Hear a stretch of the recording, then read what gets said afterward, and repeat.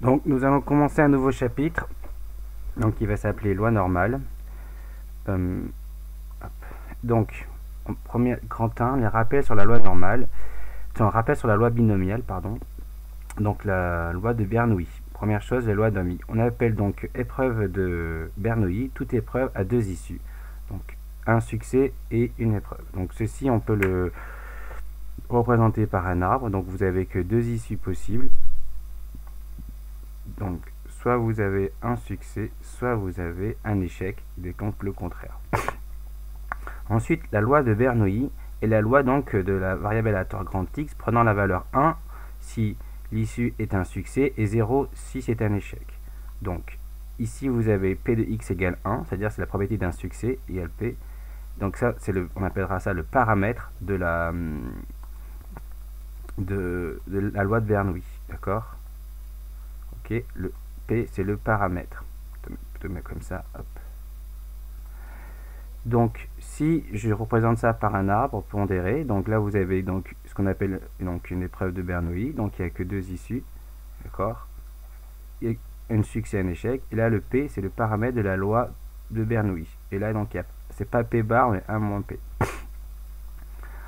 Ensuite, ce qu'on va appeler un schéma de Bernoulli, donc c'est qu'on va répéter, le schéma de Bernoulli, on va répéter l'expérience n fois, une épreuve de Bernoulli, donc de manière indépendante et de paramètre P. C'est-à-dire qu'on va répéter n fois, par exemple si c'est un lancer de pièces de pile ou face, donc l'épreuve, si vous voulez, l'épreuve de Bernoulli c'est le lancer de pièces, un lancer de pièces, et le schéma de Bernoulli d'ordre n, d'accord, ça va être de répéter n fois le lancer de pièces, et le paramètre sera toujours le même, c'est-à-dire que si vous lancez par exemple 3 fois une pièce, d'accord, et que vous dites que un succès c'est d'avoir pile, donc le paramètre de la probabilité donc d'avoir pile c'est on va dire 1,5, donc le paramètre serait de 1,5.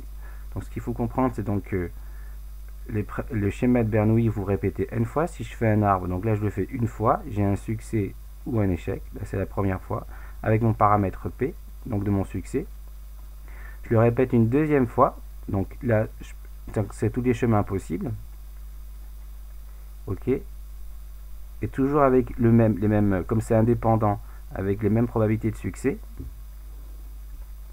et ainsi de suite. Je recommence ça n fois, donc là c'est 3 fois, et là ça va être etc. On continue, on fait ça n fois, d'accord. Donc ça on va le répéter n fois, on répète n fois. Donc ça c'est pour expliquer, pour schématiser donc ça. Et la loi de Bernoulli, elle va donc, on dit qu'une variable aléatoire x suit la loi de Bernoulli, prenant donc comme, elle va compter le nombre de succès. Ça va être important. Donc on va prendre la valeur, le nombre de succès. Donc ici, obtenu au cours des n épreuves de Bernoulli, du schéma de Bernoulli de paramètres P. D'accord? Donc là il y a ça, il y a n épreuves, ça c'est important. Donc maintenant on va pouvoir parler, donc on a x qui suit une variable aléatoire, donc suivant la loi binomiale de paramètres np, d'accord, ça c'est important, le n ici et le p là. Et donc k, les valeurs possibles sont 0, 1, 2, 3 jusqu'à n, c'est-à-dire puisque k, et je rappelle, c'est le nombre de succès. D'accord, K est le nombre de succès. Donc si vous répétez n fois une expérience, vous pouvez avoir dans cette expérience, à chaque fois que vous répétez l'expérience, vous pouvez avoir 0 succès jusqu'à n succès, puisque vous répétez n fois. Et donc les valeurs prises par K vont de 0 jusqu'à n, ce sont des entiers. Et donc ça, ce qu'on va à savoir, c'est la probabilité que d'avoir K succès va se calculer ainsi. Donc ça, je rappelle que ça c'est... Je vous rappelle que ça c'est donc K, ça c'est le nombre de succès, d'accord, au cours de l'expérience.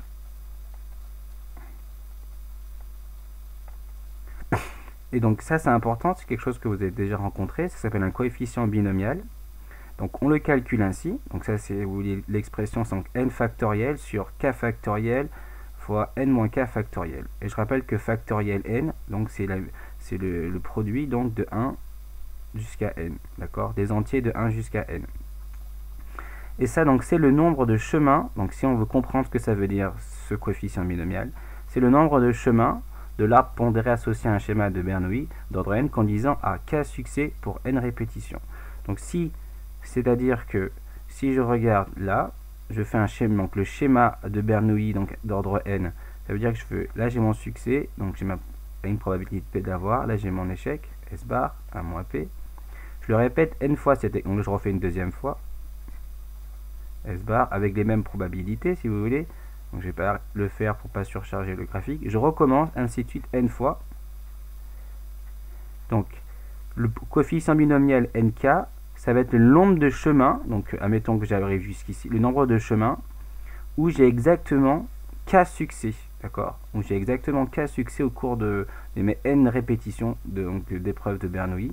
Et donc ça se calcule comme ceci, mais on peut sinon le visualiser grâce à l'arbre à l'arbre pondéré du schéma de Bernoulli. On va mettre ça en application avec l'exercice méthode ici.